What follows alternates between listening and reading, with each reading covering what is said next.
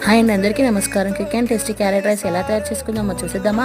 ముందుగా ప్యాన్ పెట్టి ఆయిల్ వేసి ఆయిల్ హీట్ అయ్యాక అందులోకి జీలకర్ర, ఆవాలు, ఇంగువ, కరివేపాకు, అల్లం వెల్లుల్లి పేస్ట్ వేసి మంచిగా ఫ్రై చేసుకోవాలి. అవి ఫ్రై అయ్యాక అందులోకి పచ్చిమిర్చి వేసి మిక్స్ చేసుకొని మూత పెట్టాలి.